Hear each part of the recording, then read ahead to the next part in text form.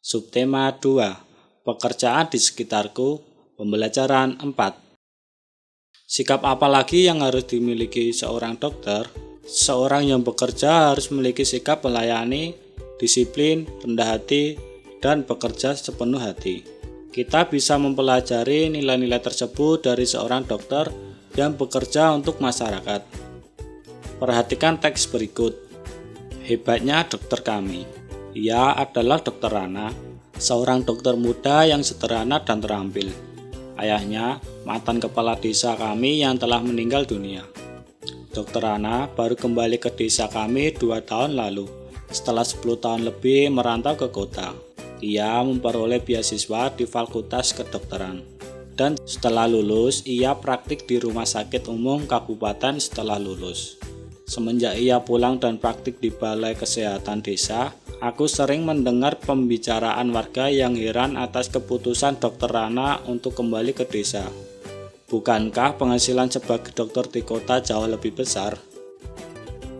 Pada ayahku, Dr. Rana bercerita bahwa cita-citanya menjadi dokter dulu muncul karena melihat kesadaran hidup sehat masyarakat desa yang sangat rendah.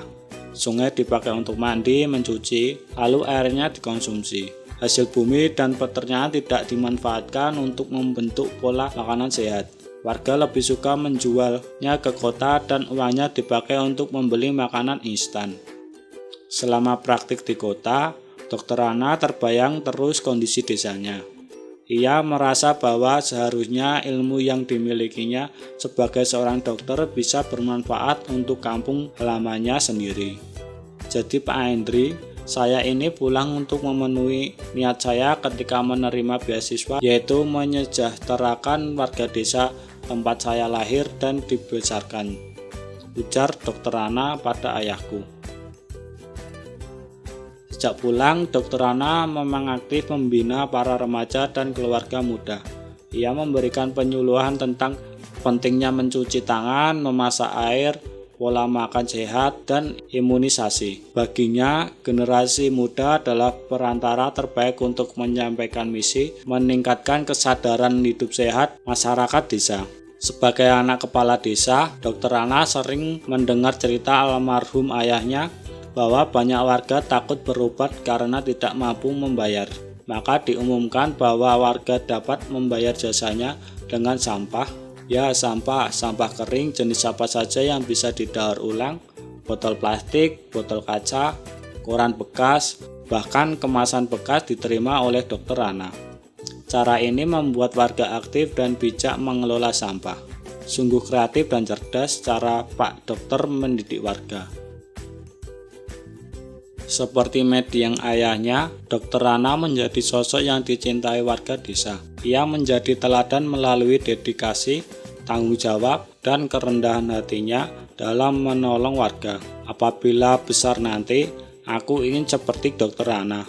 Akan ku kejar cita-citaku menjadi guru, dan aku akan kembali untuk membangun kampung halamanku. Selanjutnya kita akan membahas pertanyaan yang sesuai dengan teks berikut. Yang dilakukan Dr. Rana untuk warga desa adalah beliau praktik di Balai Kesehatan Desa. Warga yang berobat dapat membayar jasanya dengan sampah, karena banyak warga yang takut berobat karena tidak mampu membayar. Dampak tindakan Dr. Rana pada warga menjadi berani berobat dan warga aktif dan bijak mengelola sampah. Hal baik yang bisa contoh dari Dr. Rana adalah tanggung jawab dan kerendahan hati dalam menolong warga. Dari seorang Dr. Rana kita belajar bahwa ketika kita bekerja haruslah bermanfaat bagi orang lain. Menjadi seorang dokter juga harus rendah hati dan menghargai orang lain. Kita harus membuat kesepakatan kelas supaya antar teman tidak saling menyakiti. Sebagaimana contoh berikut. Ketika kesepakatan kelas itu dilakukan, maka setiap warga kelas akan merasa nyaman.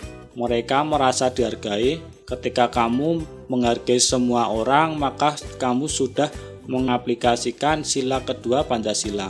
Apakah anak-anak sudah paham tentang materi tersebut?